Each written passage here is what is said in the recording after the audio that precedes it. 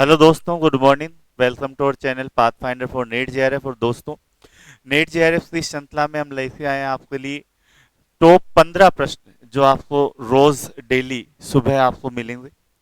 तो इस top 15 question के साथ साथ आपकी जो प्रिपरेशन है वो भी अच्छे से हो पाएगी। इसमें हमने ये रखा है कि पहले आपको इजी टू मॉडरेट और फिर हार्ड। पहले आपको इजी क्वेश्चन करवाए जाएंगे सभी टॉपिक से जो भी आपके सिलेबस में, फिर उसके बाद में थोड़ा थोड़ा लेवल बढ़ाते बढ़ाते उसको हार्ड की ओर ले जाया जाएगा। तो आई होप ये जो सीरीज है वो आपके लिए अच्छी साबित होगी, आपके लिए अ, सफलता में महत्वपूर्ण ये योगदान देगी। तो दोस्तों, प्रारंभ करने से पहले मैं आपको बता दूं, पाथ फाइंडर की जो टीम है उसका पाथ फाइंडर लर्निंग ऐप भी आ चुका है, और उसका जो लिंक है वो आपको डिस्क्रिप्शन में मिल जाएगा, जहां पर आपको ज्योग्राफी और पॉलिटिकल साइंस में RPSC first grade, net JRF, PGT, DSSB आदि सभी एग्जाम की तैयारी करवाई जाती है। और साथ ही साथ जो ज्योग्राफी और पॉलिटिकल साइंस से जितने भी कोर्सेज हैं उसमें आपको 30% ऑफ है, वो आपको मिलता है यदि आप सुपर 30 कोड का यूज करते हैं। तो चलते हैं पहले क्वेश्चन पे। पहला क्वेश्चन इजी क्वेश्चन है। देखते हैं कि निम्न में से किस देश की भारत के साथ सबसे लंबी स्थलीय सीमा है। कौन सा देश है जो भारत के साथ सबसे लंबी सीमा बनाता है? बांग्लादेश, पाकिस्तान, चीन या म्यांमार? तो इसमें सबसे अच्छा आंसर कौन सा होगा? जो सही आंसर है,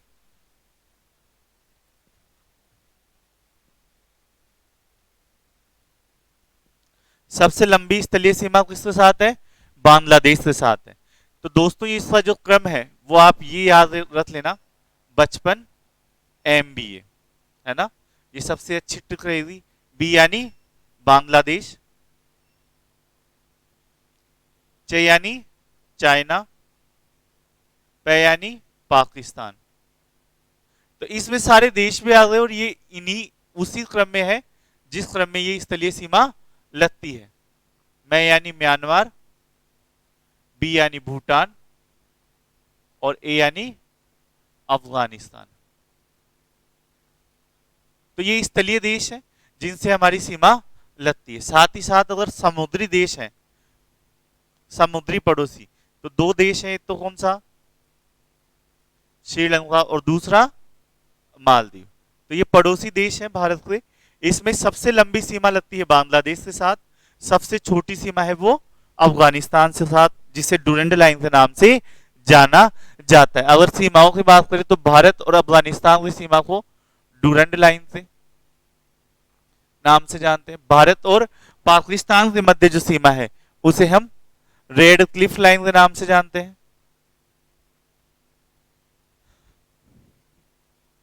भारत और चाइना के मध्य जो लाइन है उसे हम मैकमोहन लाइन के नाम से जानते हैं।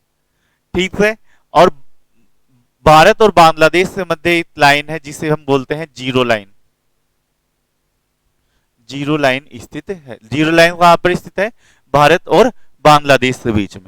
तो ये आप देख सकते हैं। साथ ही साथ भारत को श्रीलंका से अलग करता है पांच जल डमरू मध्य या मन्नार की खाड़ी, दोनों में से जो भी ऑप्शन आपके ऑप्शन आए। एक साइड मन्नार की खाड़ी, ऊपर पांच जल डमरू मध्य। पांच जल डमरू मध्य है वो भारत का जो तमिलनाडु को जो श्रीलंका से अलग करता है। ठीक है। और फिर आ जाता है आपका मालदीव। इसमें कौन सा डिग्री चैनल आ जाएगा? 8 डिग्री चैनल। 8 डिग्री चैनल से यह अलग होता है। ठीक है। माल मिनिकोय और किससे मध्य बनता है? मालदीव से मध्य बनता है। ठीक है। अब आ जाते हैं नेक्स्ट। अगर आप एक सीधी रेखा में राजस्थान से नागालैंड की यात्रा करें तो कौन सी नदी की को पार नहीं करना पड़ेगा? तो यमुना नदी है, सिंधु नदी है, ब्रह्मपुत्र नदी है और गंगा नदी है। तो कौन सी नदी को पार नहीं करना पड़ेगा? ये देखें, ये अपना भारत है।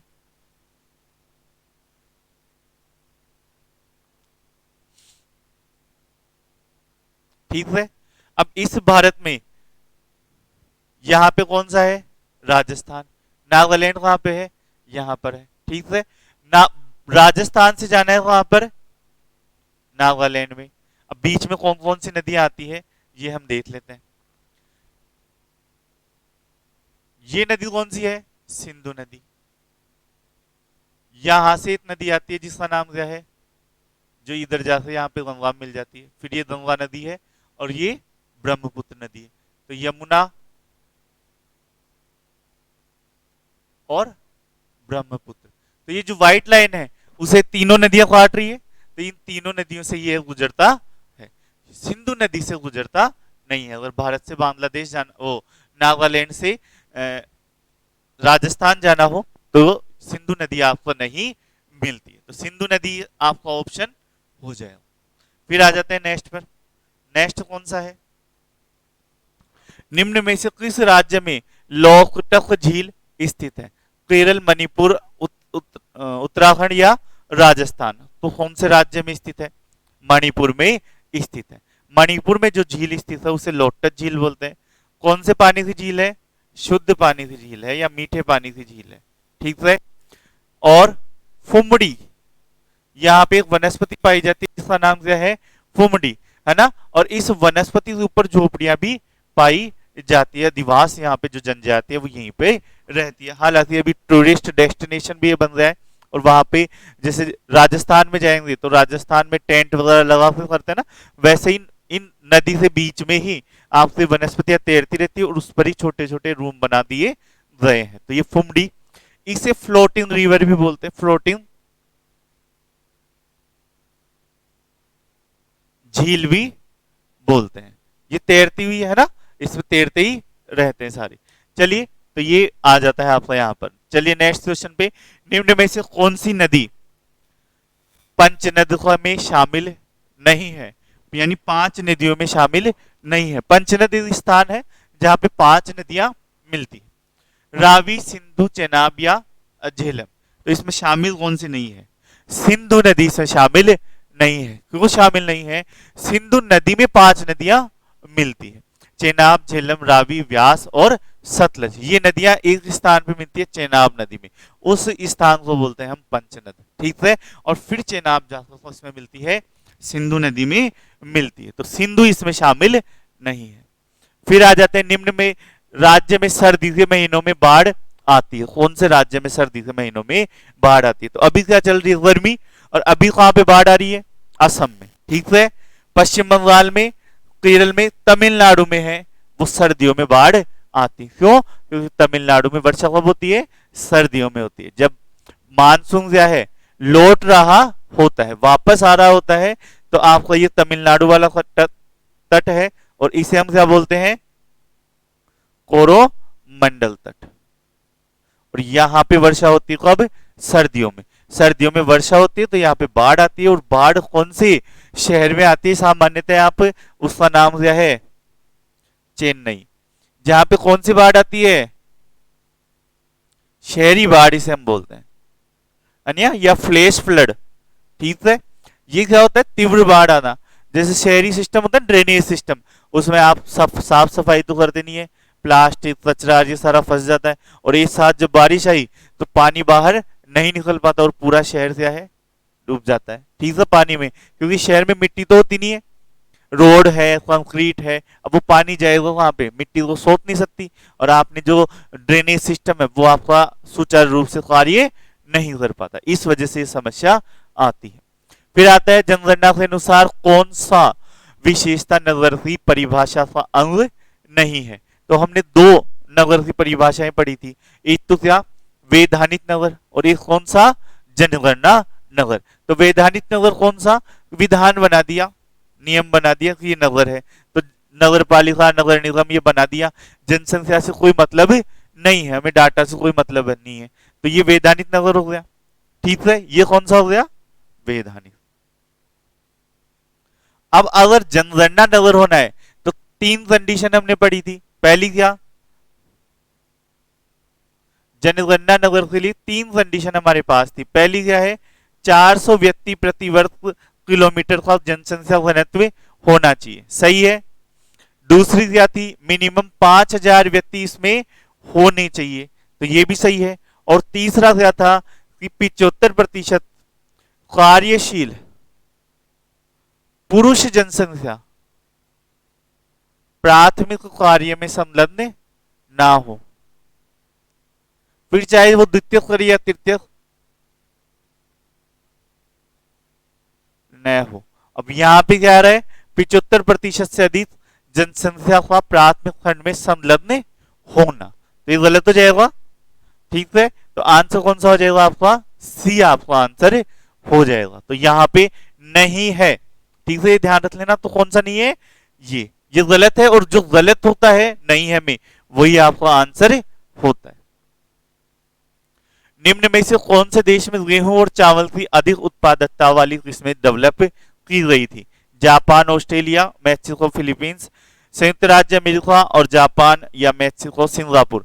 गेहूं, गेहूं कहाँ पे डेवलप हुआ था? हरित क्रांति भारत में आई थी, हमने बहुत बार पढ़ा है, हरित क्रांति आ गई आ गई। और गेहूं कहाँ से आए थे? मैक्सिको से आए थे, ठीक है। और चावल है वो कहाँ पे डेवलप हुआ था? फिलीपींस में हुआ था। तो आंसर कौन सा हो जाएगा आपका? बी।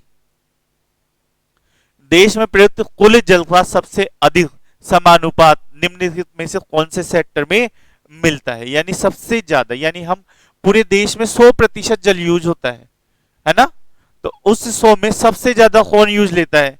हम ऐसा बोलते हैं इंडस्ट्री पानी को खराब कर रही है, ये सारा होता है ना, लेकिन सबसे ज्यादा यूज कौन लेता है? सिंचाई। इसमें होता है सिंचाई में सबसे ज्यादा जल यूज होता है, सिंचाई में। भारत में सबसे पहले स्थापित लोहे कंपनी कौन सी है?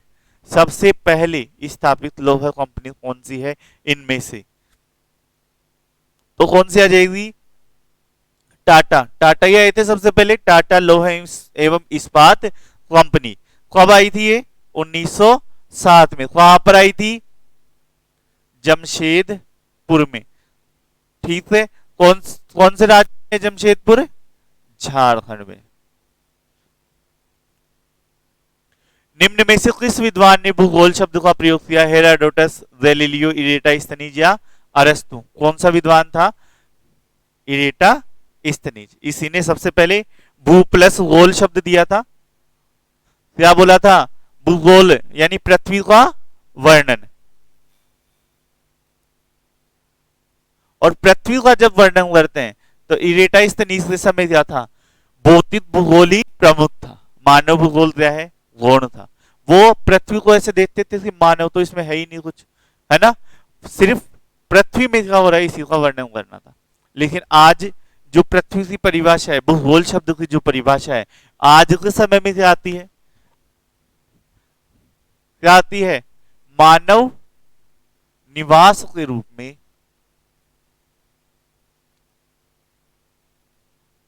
पृथ्वी का अध्ययन, यानी मानव निवास है। अब यहाँ पे प्रमुख कौन हो गया है? मानव। तो ये ध्यान रखना, जो गतिशील विषय जैसे भूगोल हुआ और विषय, उनमें क्या है, समय के साथ साथ परिभाषाएं भी चेंज होती जाती। निम्न में से कौन सी अवधि सबसे लंबी है? लंबी अवधि, इयोन, महाकल्प, कल्प या युग? कौन सी सबसे लंबी रहने वाली है? इयोन, है ना। इयोन के बाद में महाकल्प आता है, फिर कल्प और युग, और उसके बाद में कौन सा आ जाता है? काल। तो ये 5 अवधि है, क्रम से जचाना हो तो इस तरह से आप इसे ध्यान में रख लेना, इयोन, महाकल्प, कल्प, युग और काल। निम्न में से कौन भूगर्भ की जानकारी का प्रत्यक्ष साधन है? प्रत्यक्ष और अप्रत्यक्ष दो तरह के साधन होते हैं, ठीक है। भूकंपीय तरंग, गुरुत्वाकर्षण, ज्वालामुखी या पृथ्वी का चुंबकत्व। तो ये तीनों, 1, 2 और 3, ये साधन कौन से हैं? अप्रत्यक्ष, ठीक है। प्रत्यक्ष कौन सा है आपका? ज्वालामुखी। ज्वालामुखी उद्वेलन होता है ना अंदर से, और इससे हमें प्रत्यक्ष जानकारी मिलती है। फिर आ जाता है मालवा अवदाब, उस श्रेणी में सम्मिलित किया जाता है। कौन सी श्रेणी में इसे रखा जाता है? भूस्खलन, तीव्र प्रवाही वृहद संचलन, मंद प्रवाही वृहद संचलन या अवतलन या दसन? तो कौन सा आ जाएगा इसमें? तीव्र प्रवाही वृहद संचलन, बी आंसर इसमें हो जाएगा। निम्न में से कौन सी गैस वायुमंडल में सबसे अधिक मात्रा में मौजूद है?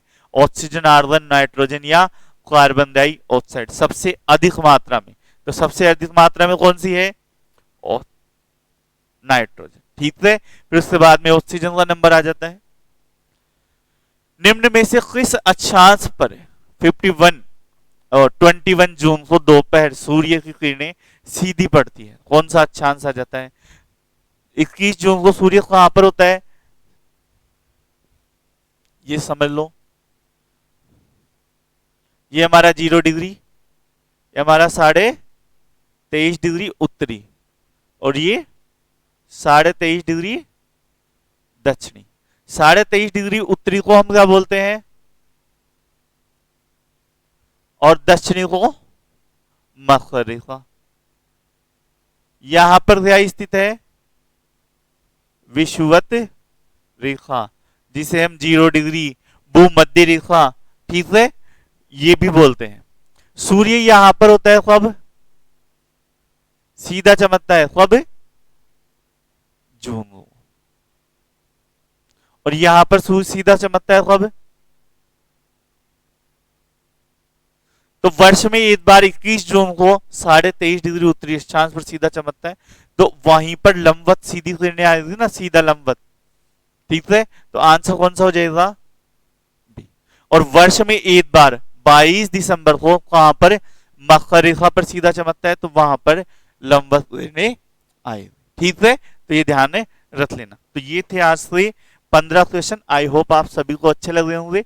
और साथ ही मैं आपको बता दूं, फर्स्ट ग्रेड की जो बच्चे डेडिकेटेड रूप से प्रिपरेशन कर रहे हैं, तो उनके लिए मोहन सर है वो टेस्ट सीरीज ला रहे हैं टॉपिक वाइज, है ना, सीनियर सेकेंडरी लेवल पे, तो उनसे ये, और तो वो टेस्ट सीरीज आपको रोज दोपहर को अवेलेबल हो जाएगी, तो उसे भी ज्वाइन करना ना भूलें। धन्यवाद दोस्तों।